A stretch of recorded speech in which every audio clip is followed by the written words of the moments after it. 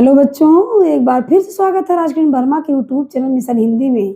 तो चलिए बढ़ते हैं अपने टॉपिक की तरफ। आज का हमारा टॉपिक क्या है? आज का हमारा टॉपिक है विभक्ति और कारक पहचानने की ट्रिक। वो भी ज़बरदस्त तरीके से आप लोगों को बताएंगे, ठीक है? बेहद ही आसान तरीके से बताएंगे ताकि आप लोग अपने एग्जाम में बिल्कुल ही कंफ्यूज मत होइए, बिल्कुल ही परेशान मत होइए। आपकी आसानी के लिए हमने कारक और विभक्ति की ऐसी ट्रिक बनाई है कि आप लोग देखते ही जान जाएंगे कि कौन सी विभक्ति है और इसमें कौन सा कारक प्रयोग हुआ है, ठीक है? तो शिक्षक शब्द का हमने शब्द रूप में आज कारक और विभक्ति पहचानने की ट्रिक आप लोगों को बताई है, ठीक है? तो शिक्षक शब्द रूप क्या होता है? अकारांत पुल्लिंग है, ठीक है? अकारांत पुल्लिंग जो होता है उसका जो ट्रिक हमने बनाया विभक्तियों का और कारक पहचानने की ट्रिक है, वो आप लोगों को 1 मिनट भी समझते देर नहीं लगेगी। ऐसा जानदार ट्रिक आप लोगों के लिए लेकर आए हैं। तो देख लीजिए, हमने लिख करके सब बताया आप लोगों को, ठीक है? तो चलिए बढ़ते हैं टॉपिक की तरफ। आज का चलिए टॉपिक स्टार्ट करते हैं। देख लीजिए, ये क्या है? विभक्ति और कारक पहचानने की ट्रिक। अकारांत पुल्लिंग में है, ठीक? और किस चीज़ का हम आप लोगों को बता रहे हैं? तो शिक्षक शब्द का शब्द रूप है। शिक्षक का शब्द रूप बता रहे हैं। ये अकारांत पुल्लिंग है और देख लीजिए हमने क्या लिख कर बताया है। इसी तरह हमारा बिल्कुल जो है जैसे ये चलेगा शिक्षक शब्द का शब्द रूप, इसी तरह देख लीजिए बालक, राम, जनक, देव, अश्व आदि, मतलब जो भी अकारांत पुल्लिंग के रहेंगे शब्द रूप बिल्कुल इसी ट्रिक के माध्यम से चलेंगे। अगर ये ट्रिक आप लोगों को आज मालूम हो गया तो समझ लीजिए ये सभी ट्रिक आप लोगों के लिए चुटकियों का खेल रहेगा। समझते देर नहीं लगेगा कि कौन सा विभक्ति लगा इसमें। ऐसा ट्रिक बताएंगे आप लोगों को। तो चलिए पढ़ते हैं। देख लीजिए, शिक्षक का हमने यहाँ शब्द रूप लिखा है, यहाँ विभक्ति लिखी है, विभक्ति पहचानने की ट्रिक, और यहाँ पर कारक पहचानने की ट्रिक हमने बताई है, ठीक? तो चलिए पढ़ते हैं। देख लीजिए, पहला हमने प्रथम विभक्ति जो लिखी है, प्रथमा विभक्ति में शिक्षक का होता है शिक्षका। यहाँ पर विसर्ग लगा है शिक्षक में, यहाँ 2 बिंदी मतलब विसर्ग हो गया, और विसर्ग ही सबसे बड़ा प्रथमा विभक्ति का पहचान होता है।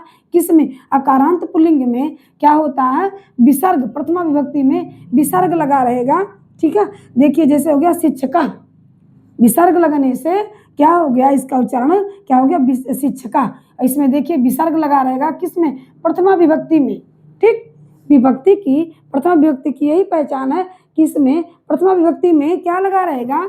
देख लीजिए यहाँ पर विसर्ग लगा रहेगा। यही 2 डॉट जो होते हैं यही विसर्ग होते हैं, और यहाँ प्रथमा विभक्ति में लगा रहेगा कारक। देख लीजिए कौन सा है प्रथम विभक्ति में? अकारांत पुल्लिंग में देख लीजिए कर्ता कारक। कारक क्या है? जो ये विसर्ग लगे रहेंगे कर्ता कारक हो गया, ठीक? अब देख लीजिए कर्ता कारक में क्या इसका मतलब हो गया, अर्थ हो गया शिक्षक ने। कर्ता कारक में यही तो होता है, कैसे मतलब ने का होता है, उसमें से चिन्ह होता है। कर्ता कारक में ने का ही चिन्ह होता है। तो यहाँ प्रथमा विभक्ति जब लग गया तो इसका कारक जो बना क्या हो गया? कर्ता कारक बना। प्रथमा विभक्ति में कर्ता कारक बना और यहाँ पर विसर्ग लगा है अकारांत पुल्लिंग में। इसी तरह देखिए द्वितीय विभक्ति में माँ लगा है, शिक्षकम। क्या लगा है हमारा? द्वितीय विभक्ति में शिक्षक शब्द का शब्द रूप जो है उसमें माँ लगा है। देख लीजिए माँ लगाया है हमने, शिक्षकम हो गया। यहाँ पे हमने क्या लिखा है? शिक्षकम लिखा है। इसका यही ट्रिक होता है, माँ लगा रहता है इसमें। द्वितीय विभक्ति में माँ लगा रहता है अकारांत पुल्लिंग में। और देख लीजिए विभक्ति भी हमने लिख करके बताई है। द्वितीय विभक्ति हो गया, जहाँ माँ लगा रहेगा वहाँ जान जाएगा द्वितीय विभक्ति लगा है अकारांत पुल्लिंग में, ठीक? और इसका देख लीजिए हमने कारक ट्रिक लिखी है। इसका अर्थ क्या निकल कर आया? शिक्षक को। और यहाँ कौन सा कारक हुआ? कर्म कारक। कर्म कारक में को का होता है, चिन्ह लगा रहता है। कर्म कारक में को का चिन्ह लगा रहता है, जरूर देखिएगा आप लोग। इसी तरह देख लीजिए तृतीया विभक्ति में क्या लिखा है? शिक्षक का शिक्षकेण। क्या लिखा है? शिक्षकेण। तो इसका जो हमने उच्चारण किया एन आया उच्चारण में, तो देखिए हमने लिख करके आप लोगों को बताया है, ठीक? तो देख लीजिए एन लिखा है, अड़ा का यहाँ पे ना हो जाता है, ठीक? तो यहाँ पर एन का उच्चारण है शिक्षकेन, शिक्षकेड़ा या कह लीजिए या शिक्षकेन कहिए। तो वहां पर देखिए कौन सा विभक्ति हो गया, तृतीया विभक्ति हो गया हमारा। तो ये तृतीया विभक्ति का देख लीजिए क्या हो गया, तृतीया विभक्ति हमारा यहाँ पर एन लगा रहेगा। अकारांत पुल्लिंग में इसका क्या निकल कर आ रहा है, कौन सा कारक है, कर्ण कारक है। और कर्ण कारक का क्या होता है, के द्वारा होता है। ठीक है, कौन सा चिन्ह होता है कर्ण कारक का, के द्वारा होता है। तो देख लीजिए हमने लिखा है, कारक भी यहाँ लिख दिया है और इसका जो निकल के आता शिक्षक के द्वारा। ठीक है, ये शिक्षकेण लिखा है यहाँ पर, तो इसका अर्थ निकल कर आ रहा है शिक्षक के द्वारा। और यहाँ पर कौन सा कारक प्रयोग हुआ, कर्ण कारक प्रयोग हुआ। इसी तरह देख लीजिए हमने चतुर्थी विभक्ति का लिखा है, शिक्षक शब्द का शब्द रूप शिक्षकाय, आय का उच्चारण हो रहा है ना, शिक्षकाय। देख लीजिए आप लोग खुद बोल करके देखिए कि शिक्षक शब्द का जब हमने यहाँ पर चतुर्थी विभक्ति में लिखा तो उसका उच्चारण किया प्रथम विभक्ति, मतलब चतुर्थी विभक्ति में देख लीजिए क्या हो रहा है, शिक्षकाय। शिक्षकाय में देख लीजिए हमने एक वचन का लिखा है। ठीक है, यहाँ पे एक वचन लिखा है, तो यहाँ क्या हो गया, शिक्षकाय हो गया। शिक्षकाय का हमने जो लिखा है चतुर्थी विभक्ति, ये कौन सा विभक्ति है, चतुर्थी विभक्ति है। और यहाँ पर आय का उच्चारण हो रहा है। ठीक, इसकी ट्रिक यही है कि आय लगा रहता है जहाँ पर, वहाँ क्या होगा, चतुर्थी विभक्ति होगी। कौन सी विभक्ति होगी, चतुर्थी विभक्ति। एन लगा रहेगा तृतीया विभक्ति, माँ लगा रहेगा द्वितीया विभक्ति, विसर्ग लगा रहेगा पुल्लिंग अकारांत पुल्लिंग में तो प्रथमा विभक्ति हो गया, माँ लगा रहेगा द्वितीया विभक्ति, यहाँ देखिए एन लगा है तृतीया विभक्ति, आय लगा है चतुर्थी विभक्ति, आत लगा है पंचमी विभक्ति, यहाँ हमने केवल ता लिखा है। ठीक, ये कौन सा हो गया, पंचमी विभक्ति। यहाँ देखिए स्या लगा है, स्या अगर लगा रहेगा तो समझ जाएगा षष्ठी विभक्ति है। कौन सी विभक्ति है, षष्ठी विभक्ति। तो अभी देख लीजिए हम अभी आप लोगों को चतुर्थी विभक्ति ही बता रहे हैं। चतुर्थी विभक्ति में क्या कौन सा कारक प्रयोग हुआ है, कौन सा कारक होता है चतुर्थी विभक्ति का, संप्रदान कारक होता है। तो संप्रदान कारक का जो सिंबल होता है, मतलब चिन्ह होता है, क्या होता है, के लिए होता है। उसमें जो कारक चिन्ह में संप्रदान कारक होता है वो कौन सा चिन्ह लगा रहता है, उसमें के लिए रहता है, प्रयोग होता है।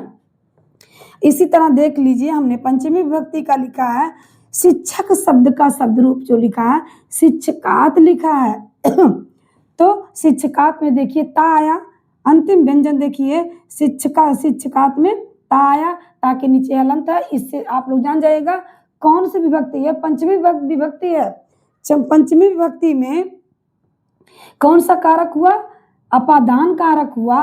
और इसका अर्थ क्या निकल के मतलब क्या होता है, शिक्षक से। ठीक, इसमें देखिए अपादान कारक में जो चिन्ह रहते हैं प्रयोग मतलब चिन्ह, वो उसका चिन्ह क्या है, से होता है।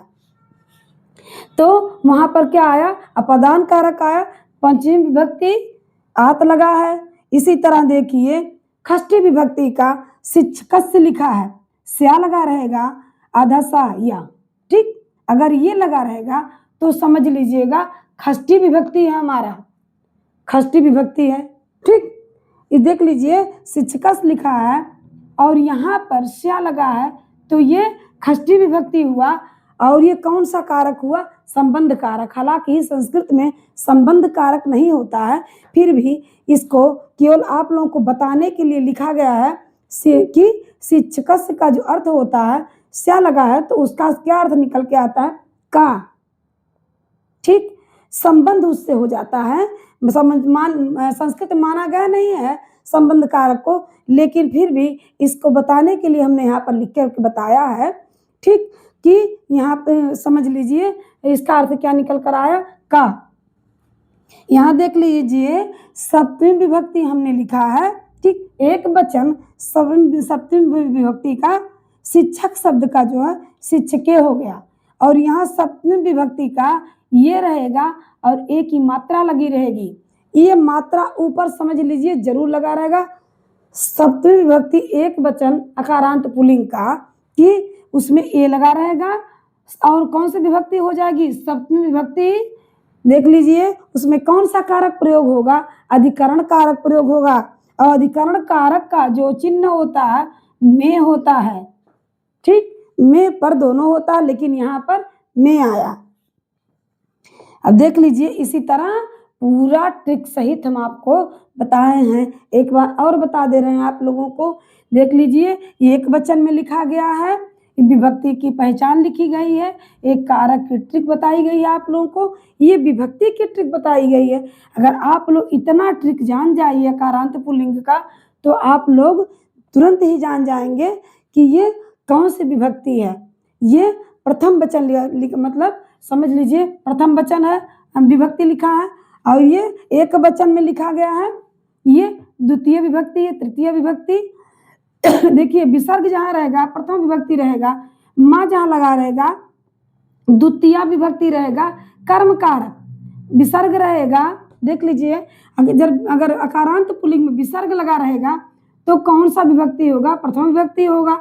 माँ लगा रहेगा किसी भी शब्द में, देख लीजिए हमने कुछ शब्द यहाँ पर लिखा है, अगर इसमें जिस प्रकार शिक्षक शब्द का शब्द रूप चल रहा है, इस विभक्ति की ऐसे पहचान हो रही है और कारक की इस प्रकार पहचान हो रही है, तो इसी प्रकार कुछ शब्द हमने लिख करके बताया, जैसे बालक का, राम का, जनक का, देव का, अश्व का, इसी तरह ही समझ लीजिए शब्द रूप चलेंगे और विभक्ति की पहचान आप लोग ऐसे ही कर लेंगे। इसी प्रकार कारक की पहचान भी आप लोग कर लेंगे, इतना आसान आप लोगों को करके बताए हम।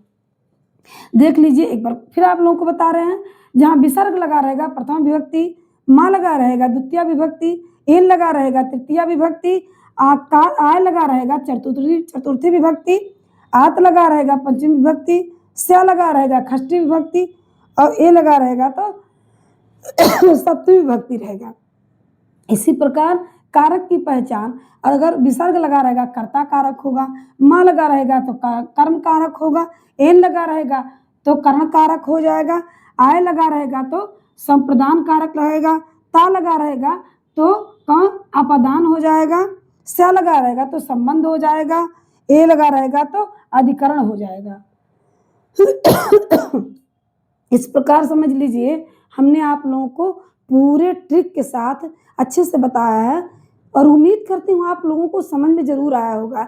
इस प्रकार हमने ट्रिक बनाया आप लोगों को कि आप लोग ये शब्द जितने भी लिखे हैं शब्द इसी तरह चलेंगे, इसी तरह विभक्तियों की पहचान भी हो जाएगी।